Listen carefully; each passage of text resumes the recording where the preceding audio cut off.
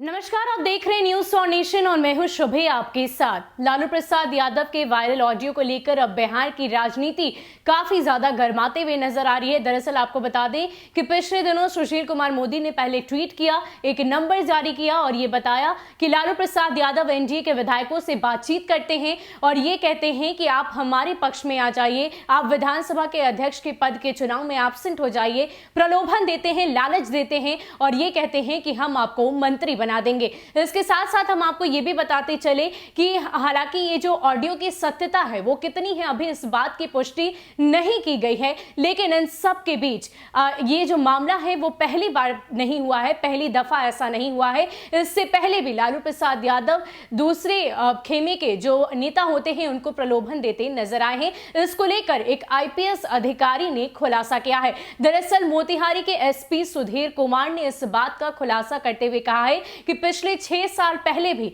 ऐसा ही कुछ वाकया हुआ था। क्या कुछ कहना है सुधीर कुमार का, हम वो पूरी कहानी आपको बताते हैं।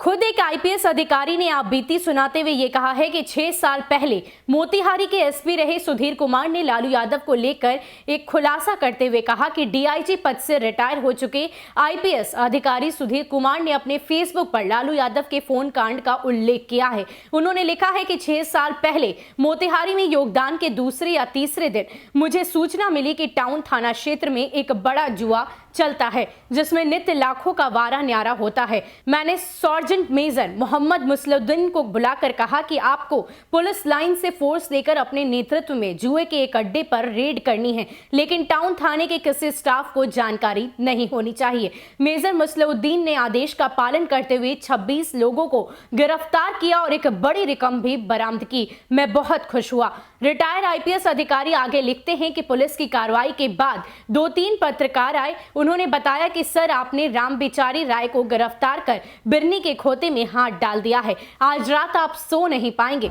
मुझे इस तरह की बात सुनकर बेहद आश्चर्य हुआ। इचारी बिचारी नामक किसी आदमी को मैं नहीं जानता था। एक एसपी को एक जुआरी के चलते रात में नींद नहीं आएगी, मेरे लिए यह बेतुकी बात थी, लेकिन सचमुच ऐसा ही हुआ। कई महत्वपूर्ण लोगों के फोन रात भर घनघनाते रहे। करीब 1 बजे रात्रि में लालू जी का दोबारा फोन आया। उन्होंने कहा कि राम बिचारी राय को छोड़ दीजिए, क्यों पकड़ लिए हैं, ताश ही तो खेल रहे थे। बार बार के कॉल से मैं तंग आ गया था। मैंने कहा कानून को आप लोग ही बनाते हैं, यदि जुआ खेलना, ताश खेलना है तो गैम्बलिंग एक्ट को खत्म कर दीजिए। मैंने तो नहीं रोका, लेकिन जब तक कानून रहेगा तब तक पुलिस तो कार्रवाई करेगी ही। लालू जी ने कहा तब नहीं छोड़िएगा।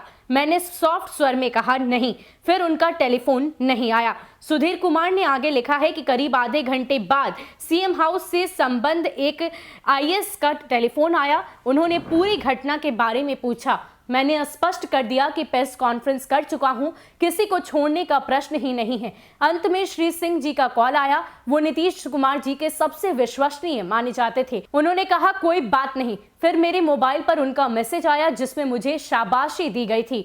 मुझे यह समझ नहीं आया कि यह शाबाशी खींच थी या फिर आशीर्वाद। राम बिचारी राय की गिरफ्तारी के विरोध में धरने प्रदर्शन भी हुए, पर मुझे क्या अंतर पड़ता था। दूसरे ही दिन गोपाल प्रसाद यानी कि डीआईजी ने अत्यंत ही सरल भाव से कहा, आपका कार्यकाल 2.5 से 3 महीने का है। लालू जी तो छपरा से ही बीएमपी 8 बेगूसराय भेज रहे थे, लेकिन नीतीश जी ने खानापूर्ति के तहत यहां भेज दिया है। मेरी अंतरात्मा ने भी डीआईजी साहब की बातों में सहमत व्यक्त की। मुझे संतोष है कि मैं अपने कार्य संपादन में दिनकर के सिपाही को पूरी तरह जीने का प्रयास किया था। वनिता की ममता ना हुई, सूत का ना मुझे कुछ छो हुआ, ख्याति श्रेयस सम्मान विभव का त्यों ही कभी ना मोह हुआ। जीवन की क्या चहल पहल है, इसे ना मैंने पहचाना। सेनापति के एक इशारे पर मिटना केवल जाना, मेरा सेनापति मेरा कर्तव्य भाव था, जिससे कभी कभी मेरे वरीय मुझसे खफा हो जाते थे।